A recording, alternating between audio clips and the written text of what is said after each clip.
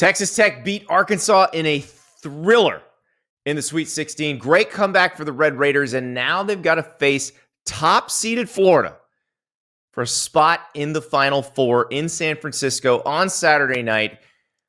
This one could be a lot of fun. You've heard a ton from Texas Tech about the toughest team wins, and it felt like that's exactly what happened on Thursday night. They were down big to Arkansas, down 16 at one point. They come back. Darian Williams was just absolutely nails. It was the three-pointer he hit with a hand in his face late in regulation that made you think, okay, these guys can do this. They can make this comeback happen. Personally, I'm thrilled because we get to hear Kevin Harlan say, Federico, Federico, a whole lot more. The question is, can the Red Raiders do this against another SEC team? So they beat Arkansas, but can they do it against the team that won the SEC tournament and pretty much dominated throughout the season in SEC play? Florida has been great most of the year, a little sloppy at times in the NCAA tournament. The UConn game, they had a little trouble when UConn was trying to defend them 94 feet. They were very sloppy in the first half of the Maryland game. A lot of turnovers that they got cleaned up by the second half.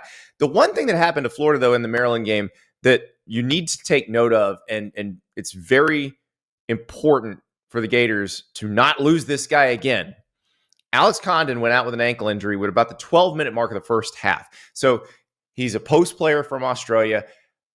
I would say that even though Walter Clayton Jr. is probably Florida's best scorer, their most dynamic player, Condon is probably the most important to all of the things they do on both sides of the floor.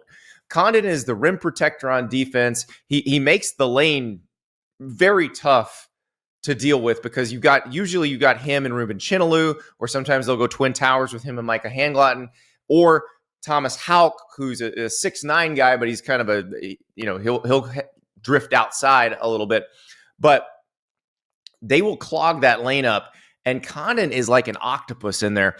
And I think defensively, Florida's a different team without him.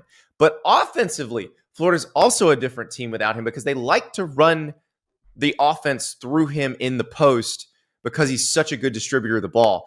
And you saw they weren't quite in sync from when he got hurt. He rolled his ankle, which is the same ankle he rolled earlier in the season. So again, watch this one. This is a situation that could continue to evolve, especially if he aggravates it.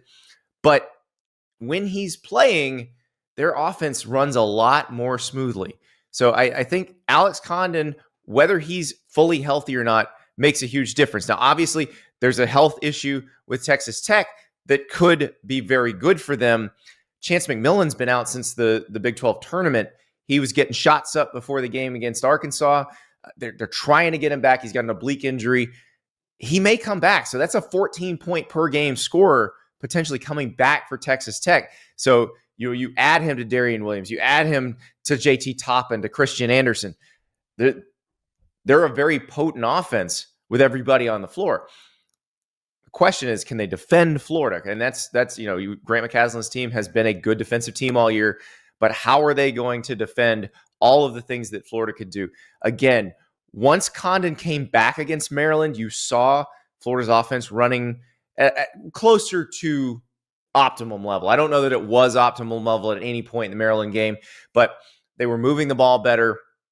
Ruben Chinaloo is a big guy on the inside he's not going to do anything dynamic offensively, but he's going to get offensive rebounds. He's going to extend possessions, and then he's going to be there to dunk it when some of those guards can penetrate. So Florida can do a lot of this stuff, and it really depends on how Texas Tech tries to defend them.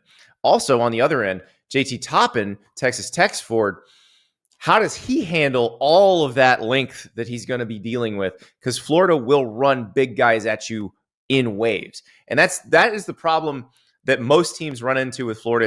It's the problem that Maryland ran into against Florida. Maryland, the Crab Five is fantastic, but they're not a deep team. And you could just watch them run out of gas as Florida kept running player after player out there. Florida's got 10 guys that play double-digit minutes per game. And Todd Golden, their coach, will really tinker with the combinations. Like, he's got a lot of different lineup combinations that he can use that he feels confident in. And so he'll kind of experiment as the game goes on and then figure out what works. So it's going to be very interesting to see what he uses, how he defends a Texas Tech team that, again, if Chance McMillan's back, they're going to be more potent. It's always potent. Burgers from Whataburger. Bring home the W with the ultimate tailgate package, the burger box from Whataburger. It's perfect for every occasion, especially when you're watching a bunch of hoops. We got some people over. Everybody's watching the game. You get the burger box. It comes with 10 single or double burgers with or without cheese. You pick your sauces. Listen, they have spicy ketchup, for goodness sakes. You're picking that one for sure. All the fixings, you can customize them. The grilled jalapeños are my favorite. Whataburger, as you know, tends to be open late. I can't resist them even at 2 a.m. Doesn't matter. Perfect every time. That's at just enough spice with a little char. Oh, it's perfect. Keep it basic or go wild. It'll be a slam dunk. Order online from April 4th through the 6th, and you can earn double reward points. You can also do that with the Whata Wings party pack from Whataburger. Invite friends over, cheer them on. Go Whata Wings pack, burger pack. The Whata Wings pack is 72 boneless tender bites, a family fry box, and your choice of sauce. Oh, that's a party right there. Double reward points from April 4th through the 7th. Bring home the W with Whataburger. Now, the question is, will you be watching the Florida Gators or the Texas Tech Red Raiders when you're earning your double reward points? April 4th through the 7th, which happens to coincide with a certain event in San Antonio, Texas. So who's going to be there? Is it going to be the Gators or is it going to be the Red Raiders? If Christian Anderson's back and Darian Williams is still hitting huge shots, Texas Tech can make this happen. They can pull this upset. But here's where I worry about this. I feel like teams eventually play to their level if they keep playing through the NCAA tournament. And I'm not talking about Texas Tech here. I'm actually talking more about Florida. Florida has not been as sharp as it was most of the season in the past two NCAA tournament games. Second half of the Maryland game looked more like what we're used to seeing. But the entire UConn game and the first half of the Maryland game was not them playing to their potential. The fear for Texas Tech is you get Florida playing at exactly its ceiling. And that's a scary team. That's a team that can win the national title. So after two sloppy games, does Florida put it all together? I think that's what's going to happen. I think the Gators win. I think the Gators cover, and they're headed to San Antonio.